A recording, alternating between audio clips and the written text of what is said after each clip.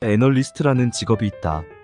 애널리스트가 실제로 펀드를 관리하거나 투자를 결정하지는 않지만 펀드 매니저와 일반 투자자에게 정보를 제공하는 일을 한다. 앞으로 경제가 어떻게 될 것이고, 어떤 산업은 뜨고, 어떤 산업은 질 것인가 등 예측을 한다. 구체적으로 투자할 만한 종목을 추천하기도 한다. 일반 기업에도 애널리스트가 있을 수 있지만, 증권회사에서는 애널리스트가 필수적이다. 애널리스트의 성과는 보고서다. 그래서 좋은 보고서를 내는 사람이 좋은 애널리스트인 것이다.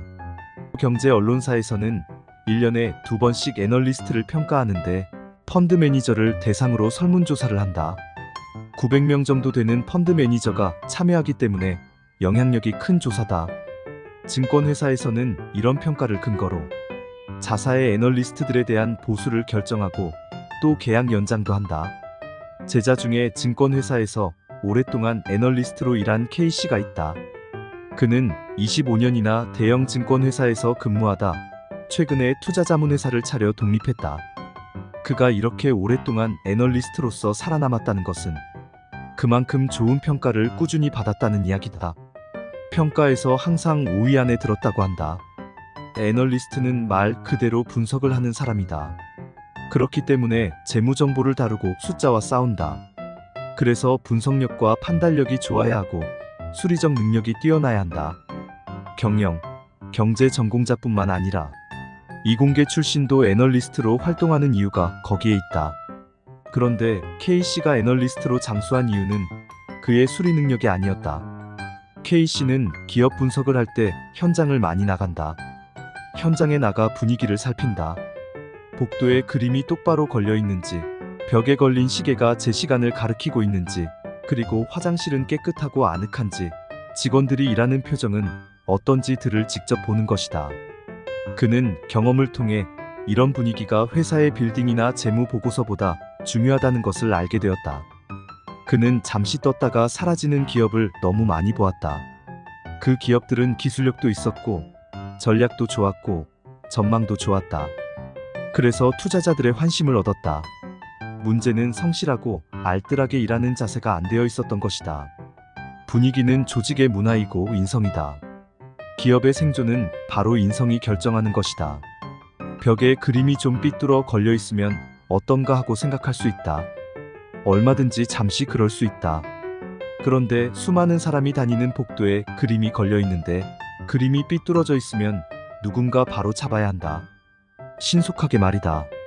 그런데 그게 안 되어 있다면 여러 군데 문제가 있다는 것을 시사한다. 아마도 그 회사에서는 보고서에 오류가 많을 가능성이 있고 제품에 하자가 있을 수 있다.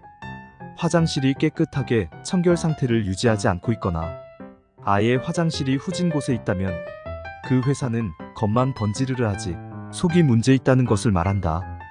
또 직원에 대한 배려심이 높지 않다고 볼 수 있다. 분위기가 중요하다는 사실은 증권회사 애널리스트 K씨만 찾은 사실이 아니다. 우수기업 연구가 톰 피터스와 짐 콜린스도 똑같은 이야기를 했다.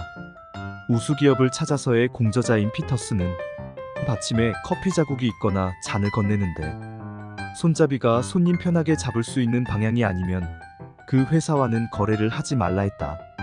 그리고 스탠퍼드 대학에 있었던 짐 콜린스 교수는 좋은 기업을 넘어 위대한 기업으로 해서 위대한 기업에는 규율의 문화가 있다고 했다. 규율은 질서가 잡혀 있고 바르게 돌아가는 것을 말한다. 그런데 규율이 단지 환경의 청결과 질서만 말하는 것이 아니다. 마음가짐의 질서가 더욱 중요하다. 바른 생각을 하고 바른 행동을 하는 것이 규율이다. 규율의 반대는 방만함이다. 공사 구분이 없고 내일이 없고 시작과 끝이 명확하지 않으며 맺고 끊는 게 없는 게 방만함이다. 이런 회사는 돈이 어떻게 나가는지 모르게 나가고 누가 무엇을 하는지 책임이 없다. 이런 것을 막아주는 것이 규율이다. 규율이 바로잡혀 있어야 장기적인 목표를 향해서 나아갈 수 있고 우수 인재를 유치하고 창의적인 성과를 내고 고객으로부터 신뢰를 받을 수 있다. 그런데 규율이라는 것이 사규나 거창한 구호로 만들어지지 않는다. 일상적인 생활 속에서 만들어지는 것이다. 그런 만큼 규율은 외부인에게 감추기도 어렵다. 너무나 일상적이기 때문에 내부에서는 소홀히 넘어가는 것이 또한 규율이기도 하다. 리더가 바로 챙겨야 하는 이유이다. 지금 복도를 살피고 화장실을 둘러보세요. 감사합니다.